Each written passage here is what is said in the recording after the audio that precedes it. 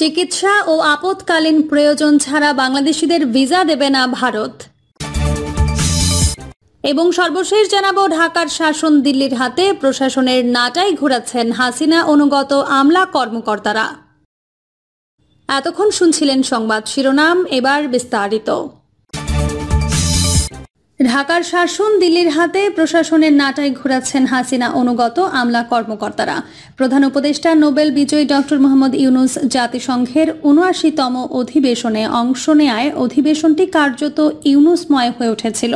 তিনি বাংলাদেশকে অনন্য উচ্চতায় নিয়ে গেছেন। আন্তর্জাতিক মহল বাংলাদেশের বিধ্বস্ত অর্থনীতিকে সচল করতে ডক্টর ইউনূসের পাশে দাঁড়িয়েছে। যুক্তরাষ্ট্র সহ বিশ্বের প্রভাবশালী দেশ ও উন্নয়ন সংস্থাগুলো বাংলাদেশের অর্থনীতিকে সচল করতে দুহাত ভরে অর্থ দিচ্ছে। সেই অর্থ যতই মানসম্পন্ন হোক, প্রশাসনের আমলা কর্মকর্তা অনুগত না হলে কাজকর্ম গতিশীল হবে না। বাংলাদেশের অন্তর্বর্তী সরকার ও প্রশাসন যন্ত্রের অবস্থা হয়েছে অনেকটা সেরকম। আন্তর্জাতিক সম্প্রদায় যতই ডক্টর ইউনূসের পাশে থাকুক, সংস্কারের লক্ষ্যে বিদেশ থেকে যতই প্রয়োজনীয় অর্থ আনা হোক, শেখ হাসিনার অনুগত আমলা, পুলিশ, সেনা কর্মকর্তা কারণে প্রশাসনের কর্মতৎপরতা হচ্ছে না। বিশেষজ্ঞরা বলছেন, অন্তর্বর্তী সরকার ক্ষমতা গ্রহণের পর নানামুখী উদ্যোগ নিলেও প্রশাসনে গুরুত্বপূর্ণ পদে কর্মরত দিল্লির অনুগত কিছু আমলা কর্মকর্তা ও কিছু উপদেষ্টার অতি প্রগতিশীল চেতনায় কাজে সুফল পাওয়া যাচ্ছে না। দিল্লিতে বসে শেখ হাসিনা একের পর এক বিশৃঙ্খলার কার্ড ছুড়ছেন, আর প্রশাসনে বসে আমলারা সেখানে ঘি ঢালছেন। সচিবালয় থেকে শুরু করে মাঠ প্রশাসনে একই চিত্র। অবস্থা এমন হয়ে গেছে যে বাংলাদেশের প্রশাসন যন্ত্র পরিচালনায় গুরুত্বপূর্ণ পদে কাজ করছেন দিল্লির তাবেদার ও হাসিনার অনুগত কর্মকর্তারা। ছাত্রলীগের কোটায় চাকরি পাওয়া আমলা ও প্রশাসনের অন্যান্য সেক্টরে কর্মরত কর্মকর্তাদের দিয়ে ডক্টর ইউনূসের সংস্কার কার্যক্রমে সুফল মিলবে না। সফল হতে হলে অন্তর্বর্তী সরকারকে হাসিনা অনুগতদের বিতাড়িত করে প্রশাসনের গুরুত্বপূর্ণ পদে বাংলাদেশপন্থী কর্মকর্তাদের বসাতে হবে। প্রয়োজনে প্রশাসনের খোল নলচে পাল্টাতে হবে। ২০০১ সালে বিচারপতি লতিফুর রহমান বঙ্গভবনে প্রধান উপদেষ্টার শপথ নেয়ার পর ১৯ জন সচিবকে সরিয়ে নতুন মুখ এনেছিলেন। তিনি দৃঢ়তা দেখানোয় ২০০১ সালে গ্রহণযোগ্য নির্বাচন করা সম্ভব হয়েছে। ছাত্র জনতার অভ্যুত্থানে ৫ আগস্ট শেখ হাসিনা পালিয়েছেন, কিন্তু এখনও প্রশাসনের পরতে পরতে রয়ে গেছে তার অনুগত আমলা, পুলিশ, সেনা কর্মকর্তারা, যাদের বেশিরভাগই দলীয় বিবেচনায় নিয়োগ ও প্রমোশন দেওয়া হয়। দিল্লিতে বসে এখন শেখ হাসিনা কলকাঠি নাড়ছেন, আর প্রশাসনের কর্মরত সচিব, অতিরিক্ত সচিব, যুগ্ম সচিব, সিনিয়র সচিবরা কাজ করছেন। অন্তর্বর্তী সরকারের প্রধান উপদেষ্টা ডক্টর মোহাম্মদ ইউনূস অথচ প্রশাসনের রন্ধ্রে রন্ধ্রে আওয়ামী লীগের অনুগত কর্মকর্তা। শুধু তাই নয়, অভিযোগ রয়েছে নতুন করে নিয়োগ করা উপদেষ্টা, বিশেষ উপদেষ্টাদের মধ্যেও রয়েছে হাসিনা ও ভারত অনুগত ব্যক্তি। তারা দল নিরপেক্ষ ব্যক্তির বদলে নিজেদের অনুসারীদের প্রমোশন দিচ্ছেন আর বিভিন্ন গুরুত্বপূর্ণ পদে চুক্তিতে নিয়োগ দিচ্ছেন। দিল্লির চেতনাধারীরা অন্তর্বর্তী সরকারের গতিশীল প্রচেষ্টাকে টেনে ধরে রেখেছেন। ডলার অর্থনীতি, ব্যাংকিং সেক্টরে ডক্টর ইউনূস গতি এনেছেন, অথচ অন্যান্য সেক্টরে রয়ে গেছে সেই আগের মতোই। বিভিন্ন পদে পছন্দের ব্যক্তিদের চুক্তিভিত্তিক নিয়োগ দেয়া নিয়ে ইতোমধ্যেই প্রশ্ন উঠতে শুরু করেছে। বাংলাদেশ রোড ট্রান্সপোর্ট অথরিটির বর্তমান চেয়ারম্যানের নাম গৌতম চন্দ্র মণ্ডল। তিনি বিগত ৭ বছর ছিলেন ওবায়দুল কাদেরের পিএস। ওবায়দুল কাদেরের সব কুকর্ম, লুটতরাজ, দুর্নীতি সবকিছু করেছেন এই গৌতমের হাত দিয়ে। ওবায়দুল কাদের পালালেও সেই গৌতম অন্তর্বর্তী সরকারের শাসন আমলে এখন বিআরটি এর চেয়ারম্যান পদে দায়িত্ব পালন করছেন। দায়িত্ব পালনে গৌতম কি ডক্টর ইউনূসের অন্তর্বর্তী সরকারের স্বার্থে কাজ করবেন, না ওবায়দুল কাদের তথা আওয়ামী লীগের হয়ে কাজ করবেন? $১,০০০ বিলিয়ন এই প্রশ্নের জবাব কি? শুধু এই গৌতম নয়, সিনিয়র সচিব, সচিব, অতিরিক্ত সচিব, যুগ্ম সচিব সহ বিভিন্ন বিভাগ, কমিশন, অধিদপ্তর, কর্পোরেশন এখনও শেখ হাসিনার অনুসারী, যাদের বেশিরভাগ ছাত্রলীগ কোটায় চাকরি পেয়েছেন এবং পতিত আওয়ামী লীগের শাসন আমলে প্রশাসনে নিজেদের মুজিব প্রেমী হিসেবে চিহ্নিত করার প্রতিযোগিতা করেছেন, তাদের হাতেই এখনও প্রশাসনের নাটাই। পুলিশ প্রশাসনে একই অবস্থা। সরকারের ২ দফার বেঁধে দেওয়ার সময়ে যারা কাজে যোগদান করেনি তাদের এখনও চাকরিচ্যুত করা হয়নি। পুলিশের যাদের বিরুদ্ধে গণহত্যা ও নানা অপরাধের অভিযোগ উঠেছে, সেই বিতর্কিতদের গ্রেফতার করা হয়নি। শুধু তাই নয়, এদের অনেকে প্রশাসনের কর্মকর্তাদের সহায়তায় ভারতে পালিয়ে যেতে সুযোগ করে দেওয়া হয়েছে বলে অভিযোগ রয়েছে।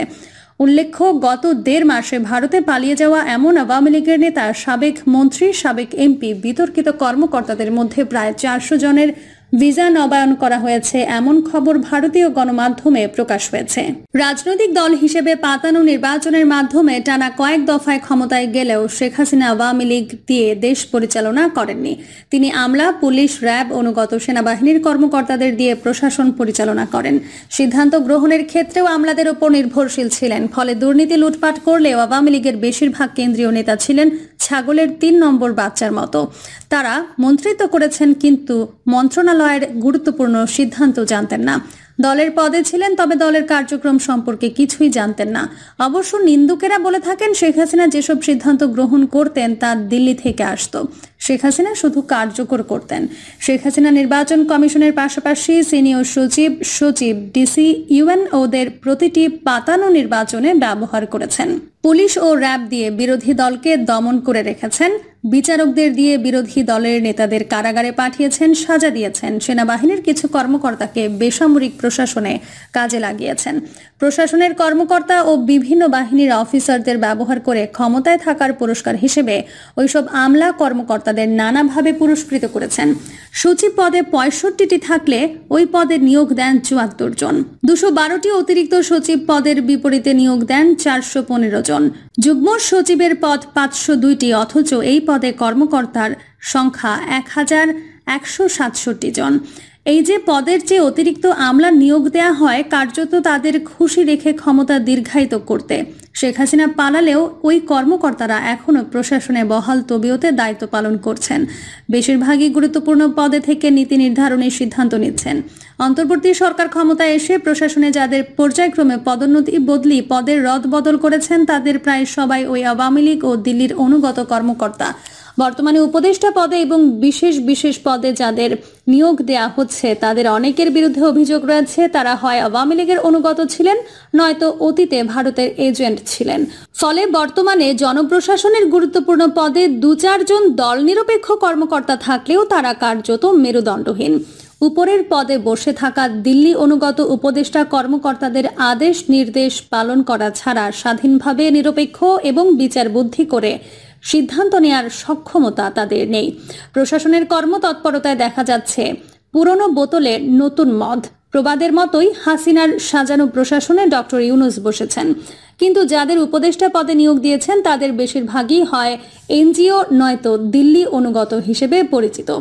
এছাড়া দেশের কিছু মিডিয়া এখনও দিল্লির তাবেদার হিসেবে পলাতক শেখ হাসিনার প্রতি অনুগত রয়ে গেছে। ওই গণমাধ্যমগুলো অন্তর্বর্তী সরকারের সাফল্যের চেয়ে পতিত হাসিনার সুবিধা হয় এমন খবর বেশি প্রচারে ব্যস্ত। অনেকেই বলছেন প্রায় অর্ধশত দিনের অন্তর্বর্তী সরকারের অর্থনীতি, ব্যাংকিং সেক্টর, গার্মেন্টস সহ কিছু সাফল্য দেখালেও প্রশাসনের কার্যত গতি ফিরেনি। শুধু তাই নয়, কিছু উপদেষ্টার কথাবার্তা ও কর্মতৎপরতা নিয়েও প্রশ্ন উঠতে শুরু করেছে। প্রখ্যাত YouTuber doctor Pinaki Bhattacharya doctor Mohammad ইউনূসকে সতর্ক করে দিয়ে বলেছেন, ডক্টর ইউনূসের সাফল্যে দেশ উপকৃত হবে, তার ব্যর্থতা দেশের সার্বভৌমত্বকে হুমকির মুখে ফেলবে। তিনি ডক্টর ইউনূসকে সতর্ক করে দিয়ে আরও বলেন, বাংলাদেশের বিরুদ্ধে ভারত ও এখনও তৎপর। তারা ধীর স্থিরভাবে শেখ হাসিনাকে পুনর্বাসনে কাজ করছে। কাজেই অন্তর্বর্তী সরকারকে সতর্ক থেকে সিদ্ধান্ত গ্রহণ ও কাজ করতে হবে। মুক্তিযুদ্ধে শেখ মুজিবুর রহমানের অংশগ্রহণ ছিল না, ফলে তিনি মুক্তিযুদ্ধের চেতনা তথা বিপ্লবের চেতনাকে ধারণ করতে পারেননি। চিকিৎসা ও আপৎকালীন প্রয়োজন ছাড়া বাংলাদেশিদের ভিসা দেবে না ভারত। বাংলাদেশের পরিবর্তিত রাজনৈতিক প্রেক্ষাপটে আপৎকালীন ও চিকিৎসার প্রয়োজন ছাড়া আপাতত বাংলাদেশি নাগরিকদের অন্য কোনো ভিসা না দেওয়ার সিদ্ধান্ত নিয়েছে ভারত। পরিস্থিতি স্বাভাবিক হলে বিষয়টি পুনর্বিবেচনা করবে দেশটি। মন্ত্রণালয় মুখপাত্র রণধীর জয়সওয়াল বলেন, আপাতত বাংলাদেশিদের চিকিৎসার এবং জরুরি প্রয়োজনে ভিসা দেওয়া হচ্ছে। যখন বাংলাদেশের পরিস্থিতি স্বাভাবিক হবে তখন পূর্ণ মাত্রায় কাজ শুরু হবে এবং ভিসা প্রদানও স্বাভাবিক হবে। শেখ হাসিনার সরকারের পতনের পর বাংলাদেশি নাগরিকদের ভিসা পরিষেবা বন্ধ করে দেয় ভারত। বাংলাদেশের অশান্ত পরিস্থিতিতে ভারতীয় দূতাবাসের বহু কর্মীকে ভারতে ফিরিয়ে নেওয়া হয়।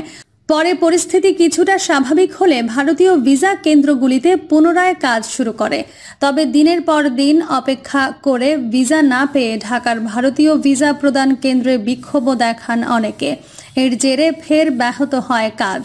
এই প্রেক্ষিতে বাংলাদেশের নাগরিকদের বিচার আবেদনের ক্ষেত্রে নিজেদের অবস্থান স্পষ্ট করল ভারত। এদিকে ভারতীয় দূতাবাস এবং ভিসা কেন্দ্রগুলোতে বাড়তি নিরাপত্তা দেওয়ার পর সেপ্টেম্বর থেকে আবার জরুরি ভিত্তিতে পরিষেবা দেওয়া শুরু হয় ভিসা আবেদন কেন্দ্রগুলিতে। ভারতীয় ভিসা আবেদন কেন্দ্র জানিয়েছে, প্রাথমিকভাবে ভিসা সেন্টার খুলছে ঢাকা, রাজশাহী, চট্টগ্রাম, সিলেট এবং খুলনায়। তবে এখনই সকলে ভিসা পাবেন না। কেবলমাত্র যারা চিকিৎসার জন্য আসবেন তাদেরই জরুরি ভিত্তিতে দেওয়া হবে অগ্রাধিকার। সাম্প্রতিক বিজ্ঞপ্তিতে ভারত জানিয়েছে, বাংলাদেশের পরিস্থিতি এখনও স্বাভাবিক নয়। আইন শৃঙ্খলা পরিস্থিতি স্বাভাবিক হলে আবার ভিসা প্রদানের বিষয়টিও আগের মতো হয়ে যাবে। আপাতত শর্ত সাপেক্ষে বাংলাদেশিদের ভিসা প্রদান করা হবে। প্রিয় দর্শক, এই ছিল এখনকার সর্বশেষ সংবাদ।